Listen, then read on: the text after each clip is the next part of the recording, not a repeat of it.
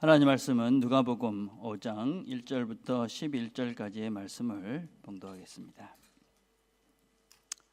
제가 봉독하겠습니다. 무리가 몰려와서 하나님의 말씀을 들을새 예수는 게네사렛 호숫가에 서서 호숫가에 배 두 척이 있는 것을 보시니 어부들은 배에서 나와서 그물을 씻는지라. 예수께서 한 배에 오르시니 그 배는 시몬의 배라. 육지에서 조금 떼기를 청하시고 앉으사 배에서 무리를 가르치시더니 말씀을 마치시고 시몬에게 이르시되 깊은 데로 가서 그물을 내려 고기를 잡으라. 시몬이 대답하여 이르되 선생님, 우리들이 밤새도록 수고하였으되 잡은 것이 없지만은 말씀에 의지하여 내가 그물을 내리리이다 하고, 그렇게 하니 고기를 잡은 것이 힘이 많아 그물이 찢어지는지라. 이에 다른 배에 있는 동무들에게 손짓하여 와서 도와달라 하니 그들이 와서 두 배의 치음에 잠기게 되었더라. 시몬 베드로가 이를 보고 예수의 무릎 앞에 엎드려 이르되 주여, 나를 떠나소서, 나는 죄인이로소이다 하니, 이는 자기 및 자기와 함께 있는 모든 사람이 고기 잡힌 것으로 말미암아 놀라고 세베대의 아들로서 시몬의 동업자인 야고보와 요한도 놀랬음이라. 예수께서 시몬에게 이르시되 무서워하지 말라, 이제후로는 내가 사람을 취하리라 하시니 그들이 배들을 육지에 대고 모든 것을 버려두고 예수를 따르니라. 아멘. 제가 좋아하는 그 가요 중에 하나가 노사연이 부른 그 만남이라는 아주 좋은 노래입니다.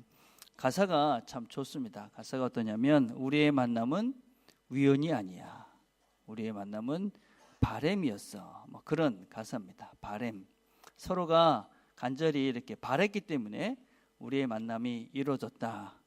아주 성경적인 내용이죠. 여러분, 만남이라는 것은 우연히 되어지는 것이 아니지요. 여러분과 저가 만난 것도 우연이 아니고, 여러분 옆에 있는 사람과 만나는 것도 우연은 아닙니다. 바람, 또 하나님과의 만남도 역시 우연은 아니지요. 하나님과의 만남 역시 우리 모두의 간절한 바람을 통해서 사실은 하나님과의 만남도 이어집니다. 하나님이 우리를 간절히 만나고 싶어 하시고, 또 우리가 하나님을 간절히 만나기를 원할 때 그 만남은 이루어집니다. 근데 누가 이니시티브를 쥐고 있느냐? 하나님이 전적으로 더 소망하고 계시고, 또 그 이니시티브를, 주도권을 쥐고 우리를 만나기를 원하시지요. 오늘 우리가 성경을 읽었던 이 내용을 보면 예수님과 베드로가 만나는 이야기입니다. 베드로를 이렇게 만났던 것은 물론 처음은 아니지요. 그렇지만 오늘 이 만남이 베드로와 이 예수님과의 진정한 만남을 시작하는 이야기다라고 할 수가 있습니다. 성경을 그냥 쑥 읽으면 뭐 그냥 우연히 어떻게 만나게 된 것 같이 보이지만, 조금 우리가 신중하게 성경을 읽다 보면 이 모습은 결코 우연히 이 만남이 이루어진 것이 아니라 예수님의 참 많은 그런 계획 가운데 이 만남들이 이루어졌구나 하는 것을 우리가 쉽게 눈치를 챌 수가 있습니다. 사실은 이미 이 만남이 있기 전에 예수님께서는 베드로를 이전에 만났습니다. 이전 말씀인 4장 38절에 보면 예수님께서 시몬의 집에 가셔서 이 장모님의 열병을 고쳐줬다 하는 기록이 나옵니다. 그때 이미 예수님과 베드로는 만남들이 시작이 되었습니다. 근데 오늘 본문을 보면 좀 더 주님께서 이렇게 의도적으로 이 베드로를 만나기 위해서 여기 왔구나 하는 것을 볼 수가 있습니다. 주님께서는 베드로를 만나기 전에 먼저 이 바닷가에 와 계셨습니다. 오늘 본경을 보니까 뭐라고 이야기하겠습니까? 주님께서 이 바닷가에 이렇게 와셔서 계실 때에 어떤 것들을 보고 있었냐면, 이 베드로가 그물을 저렇게 씻고 있는 것을 보고 계셨습니다. 그리고 주님께서는 사람들이 몰려와서 말씀을 이렇게 증거해 댈 때가 되니까 의도적으로 두 배가 있었는데 그 중에 이 베드로의 배에 올라가셔서 설교를 하십니다. 그래서 주님께서는 이미 이 베드로를 만나기 위해서 이 바닷가에 오셨고, 이 바닷가 그러니까 뭐 특별한 바닷가가 아니라 갈릴리 호수를 이야기합니다. 거기에 오셨고 베드로의 배에 올라서 설교를 마치신 후에 베드로와 이야기를 하고 있습니다. 사실은 우리 모두도 하루하루를 살아가면서 다 계획을 잡지 않습니까? 내일은 뭐를 하고 모레는 뭐를 하고 이렇게 계획을 세우는데 주님께서 그 바쁘신 분이, 할 일 많으신 분이 그냥 아무 생각 없이 그렇게 하루하루를 지나시지는 않습니다. 주님께서는 베드로를 만나기 위해서 이 바닷가에 오신 것이지요. 주님께서는 우리 모두에게도 이렇게 이유가 있어서 우리의 순간순간들을 간섭해 가십니다. 오늘 여러분들이 이곳에 오신 이유가 있습니다. 왜 오신 것 같습니까? 어떤 생각을 가지고 오셨습니까? 뭐 주일이니까 가자, 뭐 그렇게 오셨습니까? 아니면 뭐 그냥 뭐 별 생각 없이 그냥 뭐 또 친구 보러 오셨습니까? 뭐 여러 가지 여러분들의 목적도 있을 수 있겠지만 분명한 것은 주님의 목적이 있다 하는 것입니다. 이곳에 여러분들을 있게 하신 주님의 목적, 그걸 생각하시면서 여러분들이 지금 이 자리에 있으셔야 됩니다. 주님께서 왜 나를 이곳에 보내셨을까? 많은 장소가 있고 많은 교회가 있고 많은 시간들이 있는데, 여러분들이 또 할 수 있는 많은 일들이 있는데 왜 이 시간에 이곳에 오게 하셔서 과연 저를 통해서 어떻게 무엇을 하시려고 이곳에 있게 하셨을까 하는 것입니다. 주님께서는 여러분들을 늘 찾아가십니다. 그리고 이유가 있어서 찾아가시지요. 이렇게 생각하시는 분 있습니다. 나도 주님을 참 만나고 싶고 갈망하는데 나는 하나님을 한 번도 제대로 만난 적이 없는 것 같습니다. 그렇게 말씀하시는 분들이 종종 있습니다. 왜 나는 하나님을 이렇게 만나고 싶은 마음이 간절한데 하나님은 늘 우리와 함께 하신다고 이야기하고 늘 찾아온다고 말씀하시는데 왜 나는 그런 경험이 없는가? 왜 나한테는 하나님이 안 찾아오시는 것 같은가? 이유는 아주 간단합니다. 여러분들이 원하는 하나님을 찾기 때문에 그렇습니다. 여러분들은 어떤 하나님을 기대하고 있습니까? 혹시 여러분들은 도깨비 방망이 같은 하나님을 기대하고 있지는 않습니까? 내 소원을 들어주는 그런 하나님, 내가 원하는 것을 뚝딱 해주시는 하나님, 그냥 세상에서 잘 먹고 잘 살 수 있는 길을 제공해 주시는 그런 하나님, 그냥 뭔가 내가 기대하는, 내가 만든, 그래서 전능하신 하나님이라고 생각을 하지만 그 전능하다는 것이 오직 내가 바라는 그것을 해주는 분으로서의 전능하신 하나님. 만약에 여러분들이 그런 하나님을 기대하고 소망하고 있다면 여러분 죽을 때까지도 그분을 못 만날 가능성이 참으로 많이 있습니다. 하나님은 그런 분이 아닙니다. 하나님은 우리에게 여러분들이 기대할 것을 갖다 주는 그런 샤머니 귀신적인 그런 하나님은 아닙니다. 만약에 여러분들이 그런 하나님을 만났다면 그것은 성경이 말하는 절대자이신 창조주이신 우리 하나님은 아닙니다. 하나님은 하나님 그분이십니다. 여러분들이 소망함이 정말 마음을 비우고 진정한 하나님을 만나고 싶은 마음이 있으시면 여러분들의 소망함과 여러분의 욕심과 여러분들이 기대하는 그 세상적인 것들을 내려놓지 않고 그 하나님을 만나겠다, 내가 소원이 있는데 그것을 이루어주는 그분을 기대하며 하나님 앞에 아무리 나와봤자 여러분들은 하나님을 만날 수가 없습니다. 여러분들이 정말 원하는 것이 무엇인지를 보시고 그 하나님 앞에 서셔야지만이 진정한 하나님을 만날 수가 있습니다. 하나님은 우리에게 오십니다. 그리고 우리에게 이유가 있어서 오십니다. 특별히 우리에게 오셔서 말씀하십니다. 하나님이 아무런 이유 없이 우리에게 오시거나 또 하나님이 오셔서 아무것도 행동하지 않는 분은 아닙니다. 하나님은 우리에게 오셔서 말씀하십니다. 말씀. 예. 오늘 여러분들이 이곳에 있는 이유는 다른 것이 아닙니다. 저를 통해서 하나님께서 말씀하시는 그 말씀을 들으라고 여러분들을 이 자리에 부르신 것입니다. 잘 귀를 열으시고 하나님께서 나에게 무슨 말씀을 하시는가, 그 이야기를 듣기 위해서 여러분들이 이곳에 보내주신 것입니다. 무슨 말씀을 하시는가 잘 듣기를 바랍니다. 여러분이 그 말씀을 듣고 그 말씀에 반응할 때 하나님이 여러분과 함께 한다는 것을 경험할 수 있을 것입니다. 그냥 아무런 생각 없이 멍청하게 앉아서 시간을 보낸다고, 여러분들이 이곳에 와서 예배를 드린다고 오지만은 하나님이 아닌 다른 것들을 추구하면서 이 자리에 앉아있는 이상 하나님 말씀은 들리지 않습니다. 그리고 그 말씀에 반응하지 않는다면 여러분들은 하나님을 경험할 수가 없습니다. 하나님께서는 이유가 있어서 베드로에게 오셨습니다. 그리고 베드로에게 말씀하셨습니다. 뭐라고 이야기하냐면 시몬에게 이르시되 깊은 데로 가서 그물을 내려 고기를 잡으라. 깊은 데로 가서 고기를 잡으라. 여러분, 이 말씀은 참 황당한 이야기입니다. 베드로는 어부였지만 예수님은 목수셨습니다. 이 목수인 예수님께서 고기잡이를 하는 전문가인 베드로에게 고기를 잡는데 저 깊은 데 가서 이렇게 그물을 내려봐라, 그렇게 말씀하십니다. 이거는 정말 말도 안 되는 어떤 면에서 황당한 이야기입니다. 지금은 정오쯤 된 시간입니다. 대낮입니다. 그렇죠? 고기는 주로 밤에 잡히죠. 우리 집사님들도 그것들은 잘 아십니다. 대낮에 고기는 안 잡히지 않습니까? 그리고 고기는 낮은 곳에서 주로 잡힙니다. 예. 이 전문가인 베드로 입장에서 보면 좀 황당한 것입니다. 그리고 이 그물을 씻는다는 것은 무엇이냐면, 이제 그물에 이렇게 잡다 보면 구멍도 나고 또 문제가 생긴 것이 있기 때문에 그것을 꼬매고 기꼬해서 내일 이제 출항을 준비하는 것입니다. 그런데 지금 그 그물을 정리하던 그것을 멈추고 깊은 데 가서 바다에 가서 이 그물을 내렸을 때는 이미 내일 것은 할 수 없는, 오늘 밤 일을 할 수 없는 그런 상태가 됩니다. 그래서 경제적으로는 손해가 많아지는 것이고 육체적으로는 또 여러 가지 고생을 해야 됩니다. 또 감정적으로도 이 사람들의 상태는 상당히 기분이 나쁜 상태입니다. 밤새도록 고기를 잡았는데 한 마리도 못 잡았습니다. 어땠을까요? 기분이 아주 안 좋았을 것입니다. 그렇죠? 자, 그런데 주님께서 가서 그물을 내려라. 어떻습니까? 여러분 같으면 어떻게 했을 것 같습니까? 예, 저 같아도 안 했을 가능성이 참으로 많이 있습니다.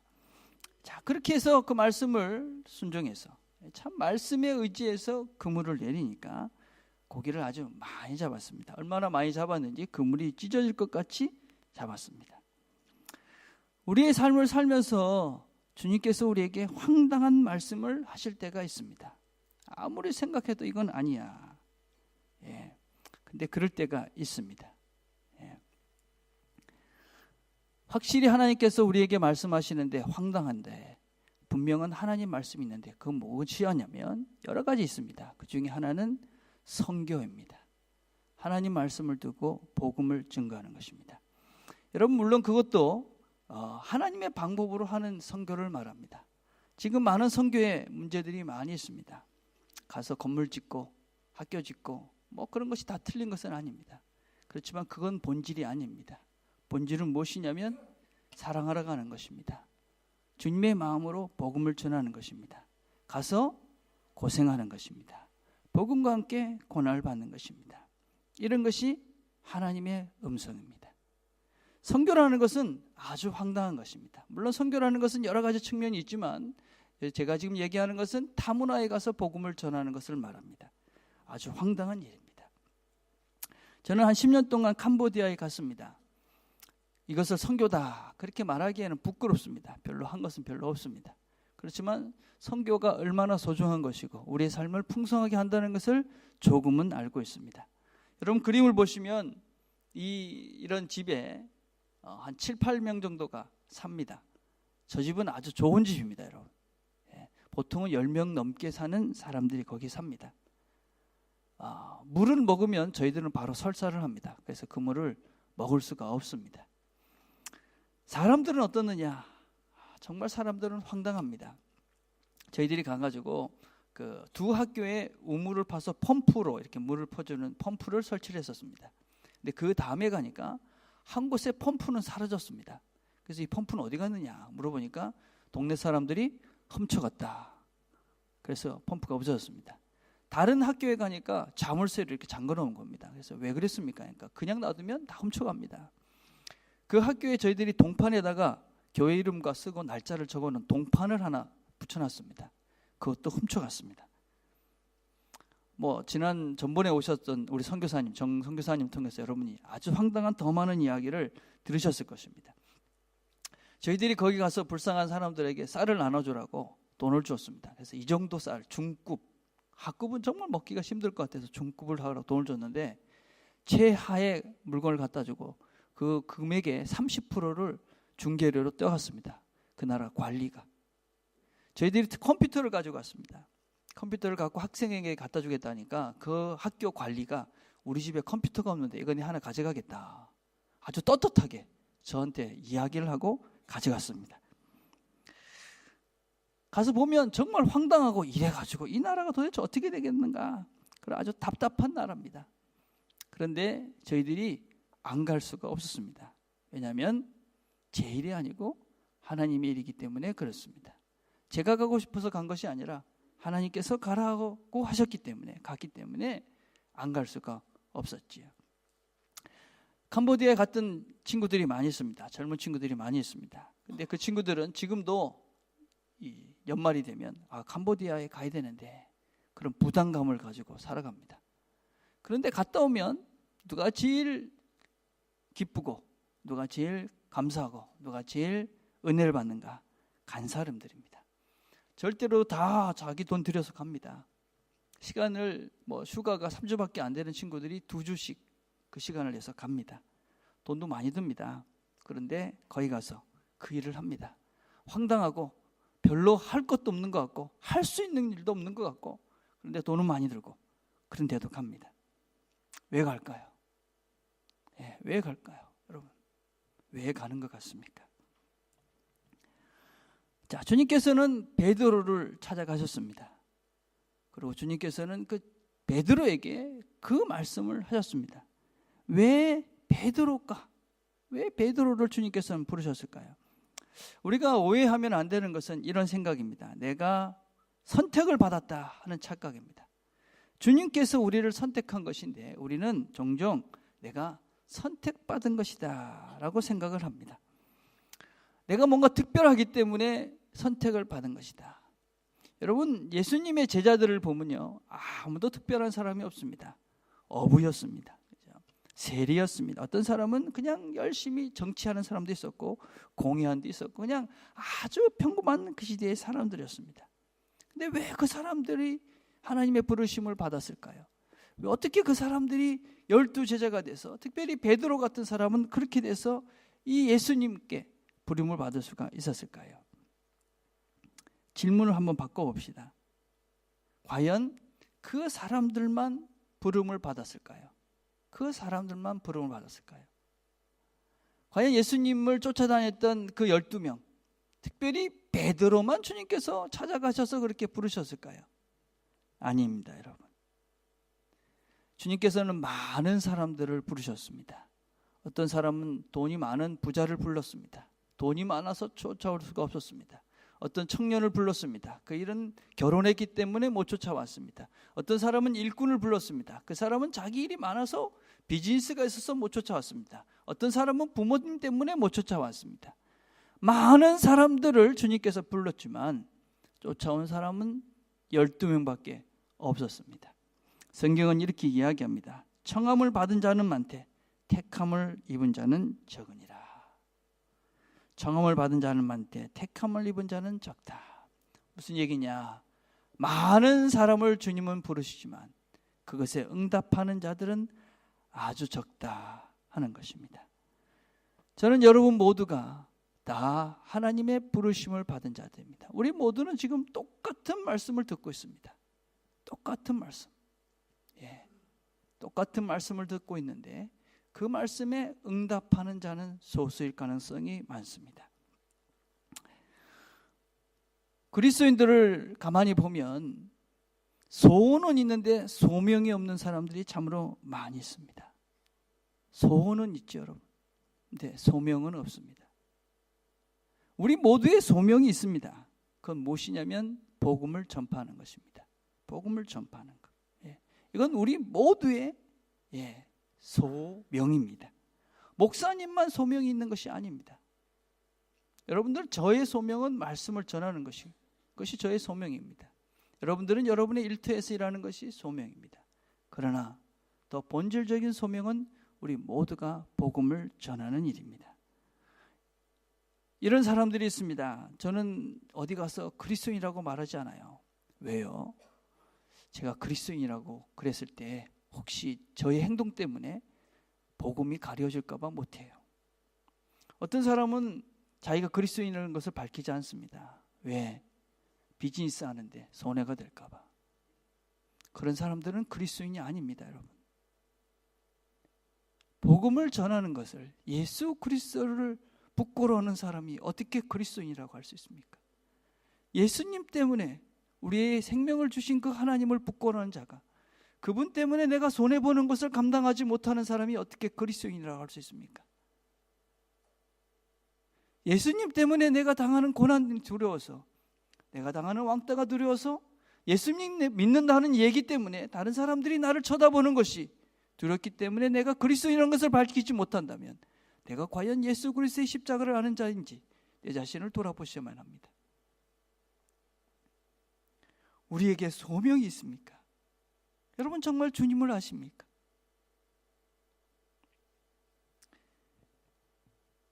고기를 많이 잡은 주님, 그 베드로에게 주님께서 그렇게 그 일을 하고 난 다음에 베드로가 이렇게 고백합니다. 예수의 무릎 앞에 엎드려 이르되 주여 나를 떠나소서 나는 죄인이로소이다. 여러분 우리가 주님을 만나게 되면 내가 누군지를 알게 됩니다. 참 한없는 죄인이라는 것을 깨닫게 되지요. 나는 죄인이다. 저는 지금도 한 번씩 제 은사님 중에 한 분이 만났을 때 그걸 기억을 하고 있는데, 제가 대학 신학교 때 교수님을 찾아갔습니다. 근데 교수님이 이제 뭐 티타임을 하자 이러고 이제 다가를 내놓으셨어요. 근데 다가를 내놓고 기도를 하시는데 하나님께서 우리에게 십자가의 은혜로 구원해 주셔서 감사합니다.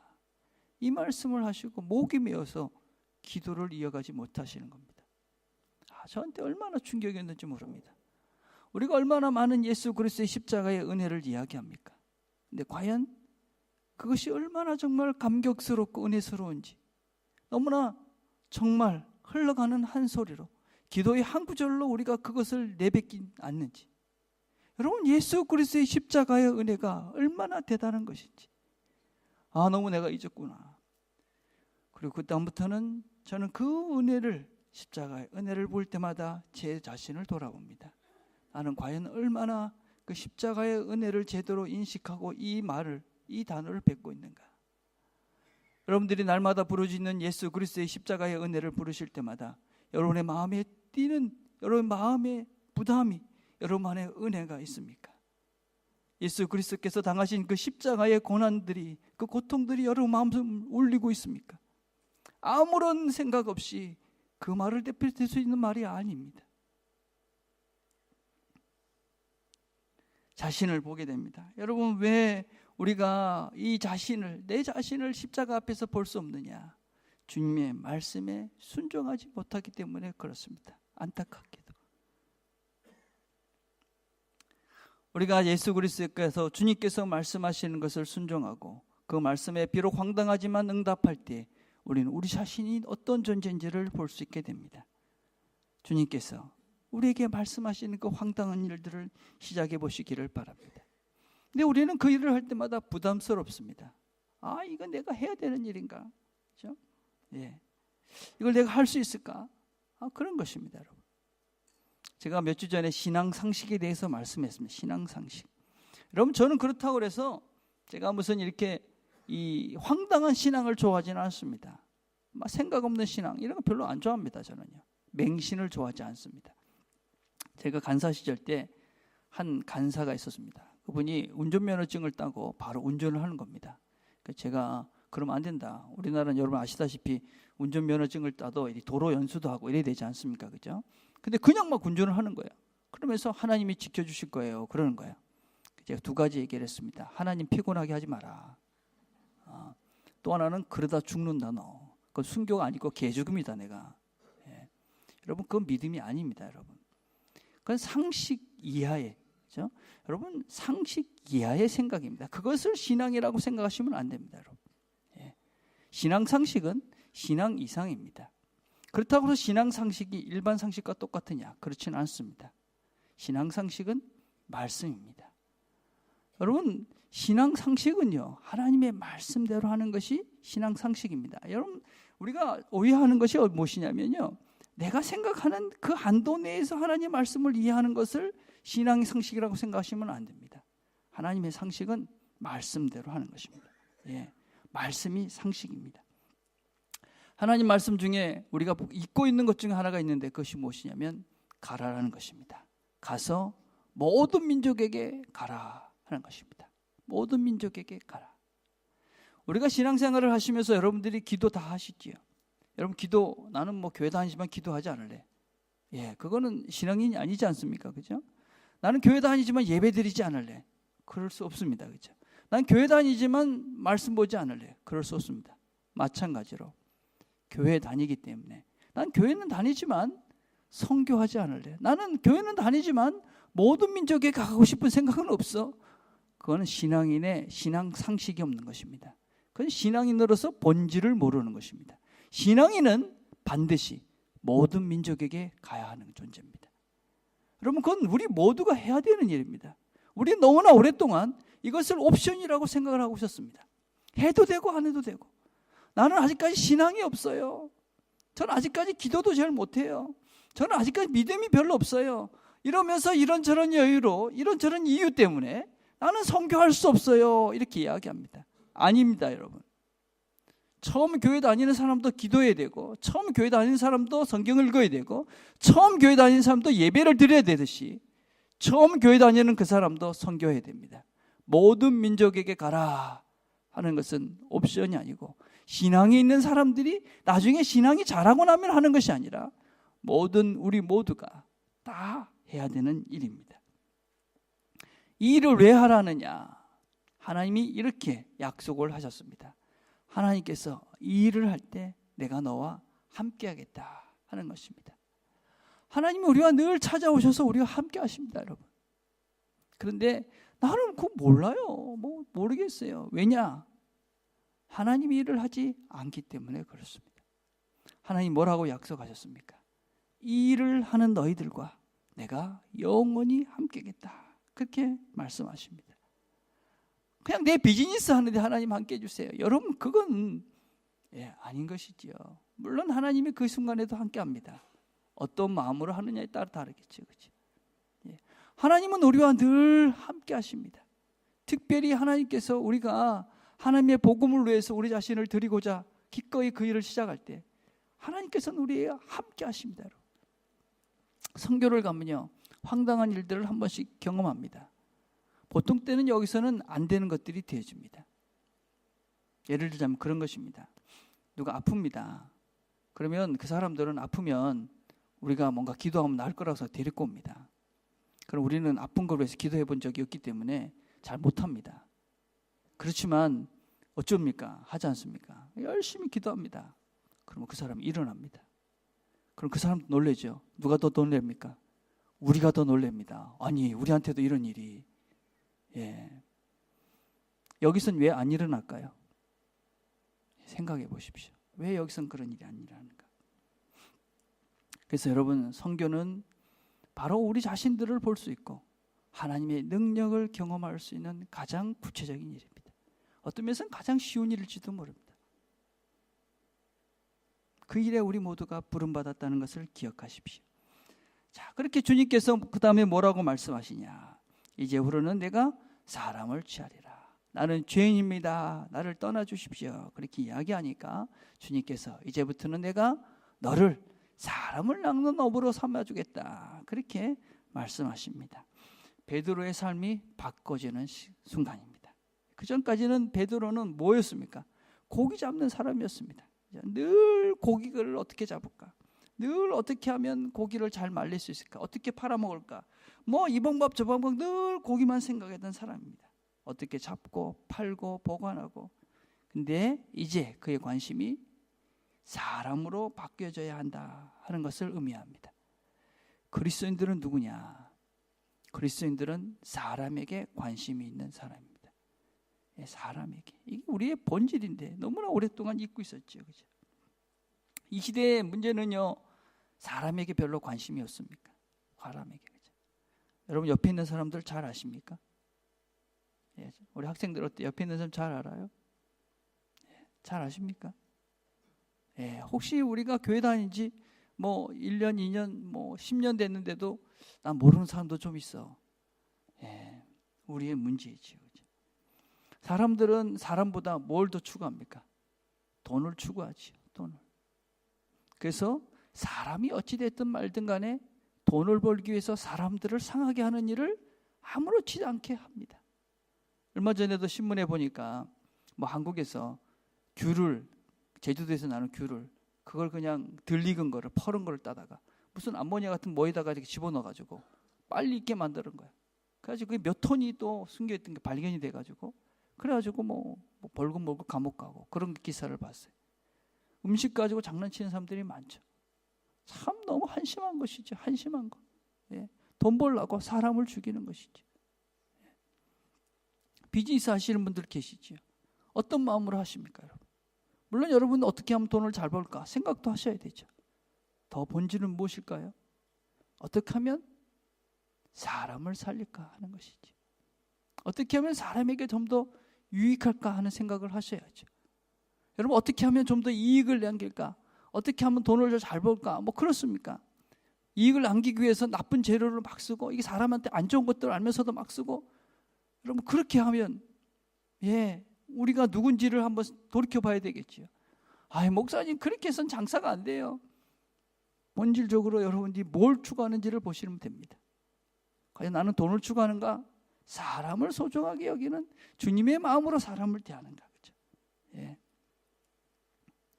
무엇이 더 중요하다고 생각하시며 삽니까? 정말 사람을 소중하게 생각합니까? 제가 참 좋아하는 책 중에 한 권이 마운틴 비욘드 마운틴스라는 책입니다. 폴 팔마라는 분의 이야기입니다. PIH, Partner in Health라는 가난한 사람을 돕는 그런 의료 봉사회를 시작하신 분입니다. 이 사람은 59년생입니다. 예. 이 사람과 함께 이 일을 시작했던 사람이 누구냐면 우리가 알고 있는 김용 세계 은행 총장 김용이라는 분이 이분과 함께 이 일을 시작하셨던 분입니다. 이분은 학교 다닐 때부터 하버드 의대를 다녔는데 방학 때가 되면 하이티라는 곳에 가서 의료 봉사 활동을 했습니다. 학교 다닐 때부터. 그래가지고 하버드 교수가 됐는데 하버드에서 일을 하시면서도 절반은 의대로 교수를 일하고 절반은 하이티에 가가지고 일을 했습니다. 의료 봉사를 하는 것이죠. 계속 봉사 활동했어요. 크리스천입니다. 예. 그리고 이 사람은 자기가 필요한 약을 하버드 대학에서 그냥 몰래 훔쳐가서 썼습니다. 하버드 대학에서도 그걸 알고도 다 봐줬다고 그래요. 그렇게 해서 그 일을 해서 지금은 아주 세계적인 단체가 됐죠. 빌 게이트도 거기 소속했고 그렇습니다. 이분이 주로 했던 일 중에 하나가 뭐냐면 결핵을 퇴치하는 일이었습니다. 결핵. 예. 근데 이 사람의 이런 일생을 같이 이제 따라다니면서 기록한 사람이 있는데 그 기자가 그분의 삶들을 같이 동행하면서 이렇게 전기를 썼습니다. 근데 이런 것들을 본 거예요. 어떤 환자가 결핵에 걸렸다는 이야기를 듣고 약을 줬는데 그 사람이 상태가 안 좋아졌다는 소식을 듣고 이분이 거기를 갑니다. 몇 시간이 걸리냐면 5시간이 걸리는 거예요. 5시간에 가가지고 약을 주고 상태를 보고 돌아온 것입니다. 그걸 보고 있던 기자가 물어봤습니다. 아니 너무 비효율적인 거 아닙니까? 그러니까 이분이 이렇게 얘기한 거죠. 아주 비효율적이라고 할 수 있죠. 그러나 저는 그 사람을 위해서 갑니다. 그 사람을 위해서 갑니다. 언젠가부터요. 우리가 사는 이 사회는 사람보다 경제성과 효율성을 더 따지는 시대가 되어져 버렸습니다. 선교를 하자. 그러면 그게 얼마나 효과적입니까? 그렇게 질문하는 사람들이 있습니다. 아니 그 돈 가지고 거기 갈 돈 가지고 그냥 돈 보내면 되지. 그 일을 왜 합니까? 그렇게 이야기하는 사람들이 있습니다. 왜 그렇습니까? 경제성과 효율성이 사람보다 우선되기 때문에 그렇습니다. 여러분 뭐가 더 중요합니까? 사람보다 더 소중한 것이 있습니까? 억만금을 들여서 한 사람을 살릴 수 있으면 어떻게 하셔야 됩니까? 질문이 대답이 잘 안 되십니까? 억만금을 들여서 여러분의 자녀들을 살릴 수 있다면 어떻게 하시겠습니까? 여러분의 자녀가 죽어져 가고 있는데 억만금이 있으면 살릴 수 있습니다. 어떻게 하시렵니까? 당연히 살리시겠지요. 그게 바로 하나님의 마음입니다. 우리가 얼만큼의 돈을 들여도 우리의 모든 것들을 들여서 한 사람의 영혼을 살릴 수 있다면 그 사람을 살리라는 것이 주님의 마음입니다. 근데 우리는 얼마나 그 마음을 지금 간직하고 살고 있습니까? 돈이 없기 때문에 못한다고 미루고 있지는 않습니까? 시간이 없기 때문에 못한다고, 다른 할 일이 많기 때문에 못한다고 미루고 있지는 않습니까? 예. 여러분 우리가 돈보다도 더 소중한 것들이 있는 것입니다. 그게 주님의 마음입니다. 한 가지 얘기를 더 해봅시다. 여러분 한비아 씨 아시죠? 한비아 씨. 예, 한비아 씨가 이 사람이 지금 재난 구호 단체 이런 데 소속돼서 일을 합니다. 그렇죠? 그런데 이 사람이 어떻게 그 일을 하게 되냐면 원래 오지 탐험을 좋아했지 않습니까? 오지에 가가지고 어떤 한 사람을 만납니다.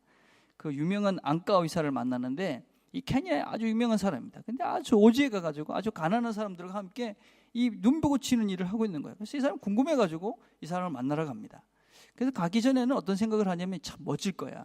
아주 뭐 그 일이 대단할 거야 생각했는데 진짜 못생겼다고 그럽니다. 이제 못생기고 뭐 그냥 막 그랬대요. 그래서 가서 딱 인터뷰를 하는데 이 사람이 그냥 못생겼는데도 진짜 그 환자들도 막 눈에 고름이 나오고 막 아주 추한 환자들을 이렇게 다 돌보는데 너무 즐겁고 감사하면서 막 그 일을 하는 거예요. 그래서 이제 일을 마치고 저녁 때 인터뷰를 했습니다. 어떻게 그런 일을 그렇게 즐겁게 하십니까? 그러니까 이분이 아주 유명한 얘기를 하죠. 내가 케냐에 있었으면 잘 먹고 잘 살았겠죠. 근데 내 재주를 돈 버는 데만 쓰는 것 아깝지 않습니까? 그리고 무엇보다도 이 일이 내 가슴을 뛰게 하기 때문입니다. 가슴을 뛰게 하는 일. 여러분 인생을 살면서 여러분의 가슴을 뛰게 하는 일은 무엇이 있었습니까? 무엇인 것 같습니까? 여러분 돈 버는 일은 가슴을 뛰게 하지는 않습니다. 신앙인에게 가슴을 뛰게 하는 것 확실히 얘기할 수 있는 한 가지가 있습니다. 선교입니다. 선교를 시작해 보십시오. 선교를 시작해 보십시오. 제 나이에 뭘 하겠어요? 아닙니다, 여러분. 저는 아까 신앙이 없습니다. 아닙니다, 여러분. 저는 먹고 살기도 바쁩니다. 아닙니다, 여러분. 우리는요 다 많이 가졌습니다. 우리는요 다 할 수 있습니다, 여러분. 여러분 모두는 다 하나님의 이 마음만 있으면 정말 정말 하나님을 위해서 뭔가 해보고 싶습니다. 하나님의 마음을 가지고 사람들에게 한번 가보고 싶습니다. 그 마음만 있으면 그 마음이 여러분의 인생에 가슴을 뛰게 하는 일을 만들 것이고 여러분의 인생을 새롭게 하게 해주실 것입니다. 나이가 들었는데 또 아직 젊은데 뭔가 그냥 인생을 사는 것 같습니까? 여러분에게 주신 이 생명이 얼마나 소중한 것인지 압니까? 이 시간들을 그냥 교회 와서 이런저런 그렇게 살지 말길 바랍니다. 선교는 우리의 가슴을 뛰게 하는 일입니다. 하나님께서 여러분들을 선교로 부르실 것입니다. 우리 모두는 이미 부름을 받은 자들이죠. 근데 문제는 응답하는 것입니다. 응답하는 거 만만치 않습니다. 주님께서 그렇게 부르셨을 때에 그들은 뭐라고 이야기합니까? 다 놓고 배를 무쇠대고 모든 것을 두고 예수를 따라갔다. 예수를 따라갔다. 여러분 그전까지는 이 베드로의 관심은 고기였습니다. 근데 그 고기를 많이 잡은 것입니다. 지금 엄청 많이 잡은 것입니다. 신이 났습니다. 지금 이야 그거 참 대단하다. 뭐 이제 한탕했다 이것입니다. 대박이 터진 것입니다. 그런데 주님께서 따라라. 그러니까 그것을 다 두고 주님을 따랐습니다. 어저께까지만 해도 유일한 관심이 고기였었는데 그 고기 잡는 것이 그의 유일한 목표였었는데 근데 지금 그것을 이루었는데 그것을 놓고 주님을 따라갑니다. 여러분 그 당시에는 대단한 것입니다. 그죠? 베드로에게 그걸 생각해 보십시오. 그때 고기를 많이 잡았을 그때 그에게 그것은 엄청난 것이었습니다. 지금 어떻습니까? 우리가 생각하기. 만약에 베드로가 그 고기를 포기하지 않고 그냥 그 자리에 있었으면 어떻게 됐을까요? 그 사람은 평생 아마 그냥 고기잡이로 인생을 마쳤겠지요. 그러나 그 고기를 두고 쫓았기 때문에 그는 새로운 인생을 시작할 수 있고 지금 우리에게 신앙의 선배로 세상을 바꾼 사람이 되었습니다. 여러분이 가지고 있는 것이 무엇이 있습니까? 여러분 그거 놓으면 그죠? 끝날 것 같지요. 이거 어떻게 잡은 찬스인데, 어떻게 얻은 기회인데, 어떻게 얻은 안정인데, 어떻게 얻은 직업인데, 여러분 그걸 놓으면 인생이 끝날 것 같지요. 아닙니다, 여러분. 여러분 그거 붙잡고 살면 그냥 그대로 살다 죽는 것입니다. 그 사람으로 살다가 끝나는 것입니다. 그러나 여러분 주님을 위해서 그 자리에 나와 보십시오. 아직까지 내 관심은 고기밖에 없었는데 그 고기를 다 잡은 베드로가 그 고기를 놓고 주님을 쫓아가는 순간 그 인생은 새로워진 것입니다. 지금 보기에 큰 것일 것뿐입니다. 지금 우리가 보기에 그게 대단해 보입니다. 고기밖에 안 되는 그것이 대단해 보입니다. 예. 그런데 그걸 놓고 주님을 쫓아가는 순간 베드로가 된 것입니다. 세상을 바꾼 사람이 된 것입니다. 이야기 하나를 하고 정리하려고 합니다. 여러분, 제가 금주에 읽은 책 중에 하나가 어떤 선교사님 이야기를 읽었습니다. 이분은 선교사님의 자녀로 산 사람입니다. 자녀. 아버지 선교사님이 이 사역지에 있다가 어떤 집에 있다가 사역지로 갈 때마다 어떤 생각이 들었냐면 오늘 우리 아버지가 보는 것이 마지막이 아닐까, 그런 생각을 하고 살았다고 합니다. 그리고 어디서 총소리가 나면 저거 우리 아버지 총 맞은 것이 아닐까, 그런 생각을 했다고 그래요.